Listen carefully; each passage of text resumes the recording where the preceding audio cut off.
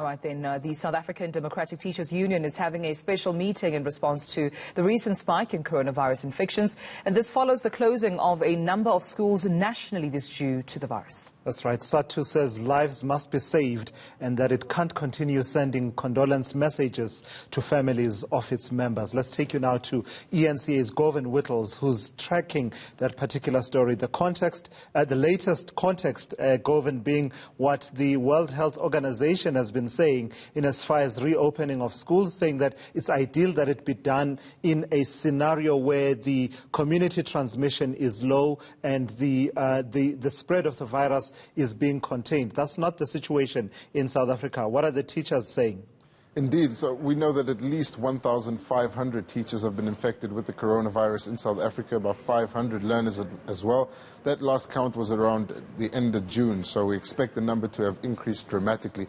And as you rightly say, the World Health Organization pointing to a low rate of community transmissions as being the indicator of when it's able to open schools safely, and says some countries have done so, but in South Africa the rate of community transmission is not the same in all parts of the country. And leading up to the special NEC of SADTU, we heard calls from SADTU in the Eastern Cape to close all schools in the province. And at the end of last month, SADTU nationally saying that they're concerned about the rate of infections in schools, but they don't believe that it's time to close all of them as yet. So we're expecting this all-important meeting to present some sort of catered solution for each of the provinces. But SADTU may go all out and call for all schools in the country to be closed. That NEC meeting happening right now, and of course a lot of interested parties and a lot of differing views happening in that debate. Yeah, a lot of concern we're seeing there, Govan, coming from SADTU. I mean, they're at the stance that they do not want to be sending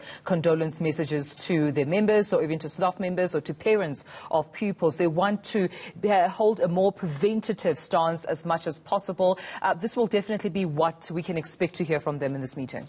Indeed. Also some feedback from SADTU on their interaction with the Basic Education Minister, Angie Motshekga. They said that they had written to her on the 9th of July regarding some of the problems and the concerns at schools, but she hasn't responded as yet. And of course, the issue of personal protection equipment has really been high up on the agenda for teachers, especially in areas where PPE hasn't been able to reach some of the more impoverished schools in the rural areas particularly. And we're expecting to hear a clearer assessment from SADTU, from its members about the extent of the reach of PPE in those areas, but also what the members are saying regarding the ability to go back to school even with sufficient PPE if they have enough infrastructure. But we know that SADTU and the Basic Education Minister haven't been seeing eye to eye regarding the reopening of schools during the COVID-19 pandemic, but they have been able to get some agreement on certain issues. Whether they'll be able to move that forward and have a more consolidated, agreed view with the Department of Education is a bit too early to say, but it seems unlikely at this stage, given the differing opinions from the provinces. All right, that's eNCA's Govan Whittles. He's watching that story there of the meeting of the leadership of the South African Democratic Teachers Union concerned about the situation at schools. I saw a video on social media where basically these teachers were singing about the Minister of Basic Education in unflattering terms and basically saying that she's sending teachers to be killed by coronavirus in schools. Yeah, and even some, I mean, boycotting going to school. Some saying that they would not be going to, they're opposed to teach, but also equally afraid of losing their jobs. Yeah. So there seems to be that, tug of war on what to do. Do I refuse to go to school, or, do I run the risk of potentially even, losing my job if I defy the school by not going, if indeed I feel like there isn't enough PPE or enough sanitizers to give me that assurance that I need, that, of course, my life would be safe. All right.